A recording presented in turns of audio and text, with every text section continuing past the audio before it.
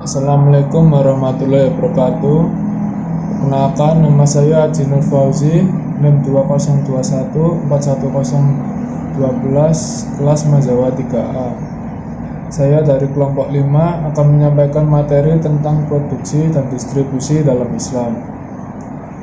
Produksi merupakan sebuah proses yang terlahir di muka bumi ini semenjak manusia menghuni planet ini.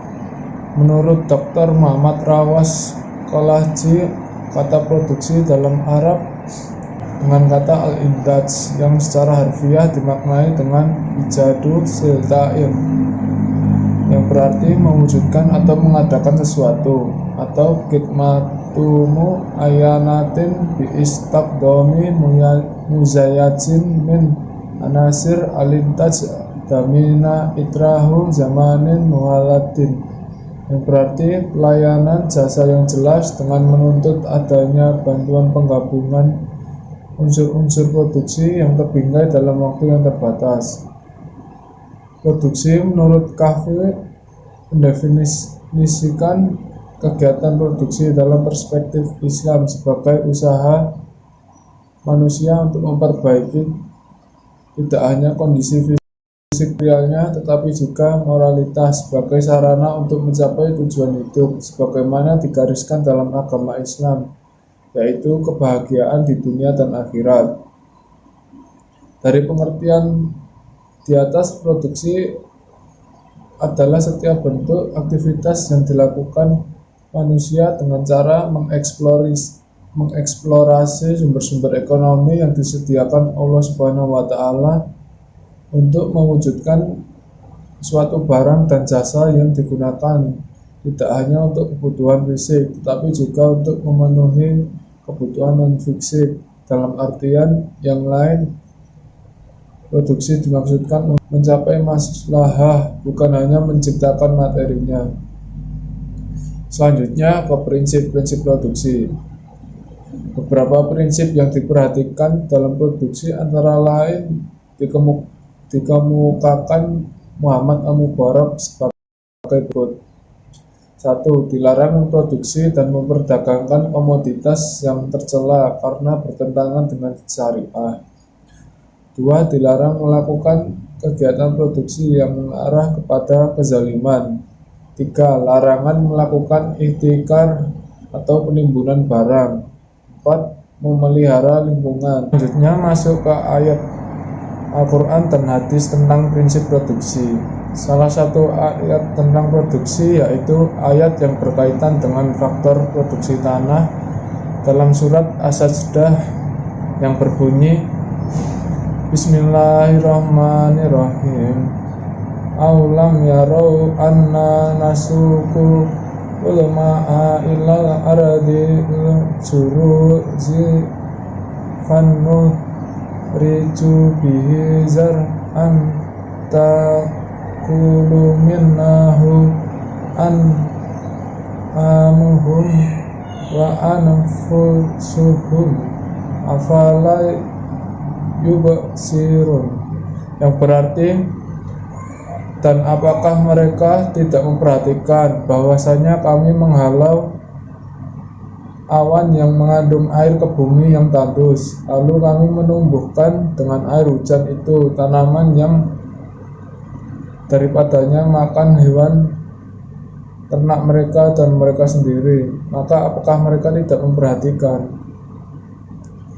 Ayat di atas menjelaskan tentang tanah yang berfungsi sebagai penyerap air hujan dan akhirnya tumbuh tanaman-tanaman yang terdiri dari berbagai jenis. Tanaman itu dapat dimanfaatkan manusia sebagai faktor produksi alam. Dari tanaman tersebut juga dikonsumsi oleh hewan ternak, yang pada akhirnya juga hewan ternak tersebut diambil manfaatnya dengan berbagai bentuk seperti diambil dagingnya, susunya, dan lain sebagainya yang ada pada hewan ternak tersebut. Siklus rantai makanan yang berkesinambungan agaknya telah dijelaskan secara baik dalam ayat ini. Selanjutnya ke ayat tentang keadilan berproduksi. Menurut Quran surat An-Nisa ayat 29 yang berbunyi, Ya ayyuhalladzina amanu la taqtalu amwalkum bainakum bil batili illa an takuna tijaratan antara di mankum wala taqtalu anfusakum innallaha kana bikum rahimah, yang berarti, hai orang-orang yang beriman, janganlah kamu saling memakan harta sesamamu dengan jalan yang batil, kecuali dengan jalan perniagaan yang berlaku dengan suka sama suka di antara kamu, dan janganlah kamu membunuh dirimu. Sesungguhnya Allah adalah Maha Penyayang kepadamu. Ayat di atas melarang cara mendapatkan kekayaan dengan cara yang tidak adil dan memperingatkan akan akibat buruk yang ditimbulkan oleh perbuatan-perbuatan yang tidak adil. Jika seseorang mencari dan mendapatkan kekayaan dengan cara yang tidak benar, ia tidak hanya merusak dirinya, tetapi akan menciptakan kondisi yang tidak harmonis di pasar, yang pada akhirnya akan menghancurkan usaha orang lain. Selanjutnya ke hadis riwayat Muslim. Dalam hadis riwayat Muslim yang berbunyi, An Jabir qala Rasulullah sallallahu alaihi wasallam, man kana lahu aradu falai yazraha fa in lam yastati an yazra'aha ajaza anha yang nahha akahu muslim wala yujir hayyahu, yang berarti dari Jabir radhiyallahu anhu berkata, Rasulullah shallallahu alaihi wasallam bersabda, barang siapa mempunyai sebidang tanah, maka hendaklah ia menanaminya. Jika ia tidak bisa atau tidak mampu menanami, maka hendaklah diserahkan kepada orang lain untuk ditanami, dan janganlah menyewakannya. Hadis riwayat Muslim. Selanjutnya, ketujuan produksi.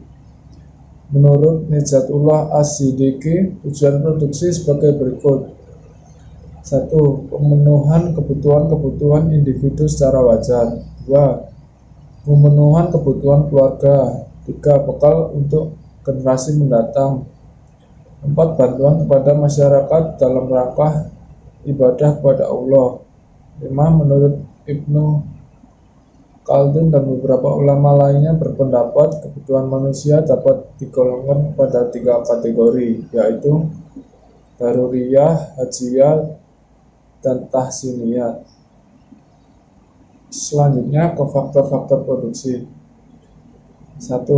Tanah dan segala potensi ekonomi dianjurkan Al-Quran untuk diolah dan tidak dapat dipisahkan dari proses produksi.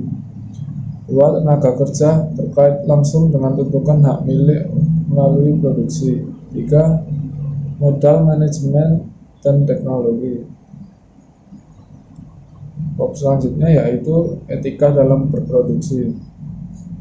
Etika dalam berproduksi yaitu sebagai berikut. 1. Peringatan Allah akan kekayaan alam. 2. Berproduksi dalam lingkaran yang halal. Sendi utamanya dalam berproduksi adalah bekerja, berusaha, bahkan dalam proses yang memproduksi barang dan jasanya yang thayyib, termasuk dalam menentukan target yang harus dihasilkan dalam berproduksi. 4. Etika mengelola sumber daya alam dalam berproduksi dimaknai sebagai proses menciptakan kekayaan dengan memanfaatkan sumber daya alam harus bersandarkan visi penciptaan alam ini dan seiring dengan visi penciptaan manusia, yaitu sebagai rahmat bagi seluruh alam. 4. Etika dalam berproduksi memanfaatkan kekayaan alam juga sangat bergantung dari nilai-nilai sikap manusia, nilai pengetahuan dan keterampilan. Dan pekerja sebagai sendi utama berproduksi yang harus dilandasi dengan syariat Islam. 5. Khalifah di muka bumi tidak hanya berdasarkan pada aktivitas menghasilkan daya guna suatu barang saja, melainkan bekerja dilakukan dengan motif kemaslahatan untuk mencari keridhaan Allah Subhanahu wa Ta'ala. Selanjutnya masuk ke distribusi dalam Islam. Sistem ekonomi yang berbasis Islam menghendaki bahwa dalam hal pendistribusian harus berdasarkan dua sendi, yaitu sendi kebebasan dan keadilan kepemilikan. Kebebasan di sini adalah kebebasan dalam bertindak yang dibingkai oleh nilai-nilai agama, dan keadilan tidak seperti pemahaman kaum kapitalis yang menyatakan sebagai tindakan membebaskan manusia untuk berbuat dan bertindak tanpa campur tangan pihak manapun, tetapi sebagai keseimbangan antara individu dengan unsur materi dan spiritual yang dimilikinya, keseimbangan antara individu dan masyarakat, serta antara suatu masyarakat dengan masyarakat lainnya. Peradilan dalam pendistribusian ini tercermin dari larangan Al-Quran supaya harta kekayaan tidak diperbolehkan menjadi barang dagangan yang hanya beredar di antara orang kaya saja, akan tetapi diharapkan dapat memberi kontribusi pada kesejahteraan masyarakat sebagai suatu keseluruhan. Urgensi dan tujuan distribusi. Islam sangat mendukung pertukaran dan menganggapnya produktif, dan mendukung para pedagang yang berjalan di muka bumi mencari sebagian dari karunia Allah dan memperbolehkan orang memiliki modal untuk berdagang, tetapi ia tetap berusaha agar pertukaran barang itu berjalan atas prinsip-prinsip sebagai berikut. 1. Tetap mengumpulkan antara kepentingan individu dan kepentingan masyarakat. 2. Antara dua penyelenggara muamalah tetap ada keadilan dan harus tetap ada kebebasan ijab kabul dalam berakad-akad. 3. Tetap berpengaruhnya rasa cinta dan lemah lembut. 4. Jelas dan jauh dari perselisihan. Selanjutnya, tujuan distribusi dalam ekonomi Islam. Tujuan dakwah yakni dakwah kepada Islam dan menyatukan hati kepadanya. 2. Tujuan pendidikan. Tujuan pendidikan dalam distribusi adalah seperti dalam surah At-Taubah ayat 103 yang bermaksud menjadikan insan yang berakhlak karimah. 3. Tujuan sosial yakni memenuhi kebutuhan masyarakat serta keadilan dalam distribusi sehingga tidak terjadi kerusuhan dan perkelahian. 4. Tujuan ekonomi yakni pengembangan harta dan pembersihannya, memberdayakan SDM, kesejahteraan ekonomi, dan penggunaan terbaik dalam menempatkan sesuatu. Etika dalam berdistribusi. 1. Selalu menghiasi amal dengan niat ibadah dan ikhlas. 2. Transparan dan barangnya halal serta tidak membahayakannya. 3. Adil dan tidak mengerjakan hal-hal yang dilarang di dalam Islam. 4. Tolong-menolong, toleransi, dan bersedekah. 5. Tidak melakukan pameran barang yang menimbulkan persepsi. 6. Tidak pernah lalai ibadah karena kegiatan distribusi. 7. Larangan iktikar. Iktikar dilarang karena akan menyebabkan kenaikan harga. 8. Mencari keuntungan yang wajar. Maksudnya kita dilarang mencari keuntungan yang semaksimal mungkin yang biasanya akan mementingkan pribadi sendiri tanpa memikirkan orang lain. 9. Distribusi kekayaan yang meluas. Islam mencegah menumpukan kekayaan pada kelompok kecil dan menganjurkan distribusi kekayaan kepada seluruh lapisan masyarakat. 10. Kesamaan sosial.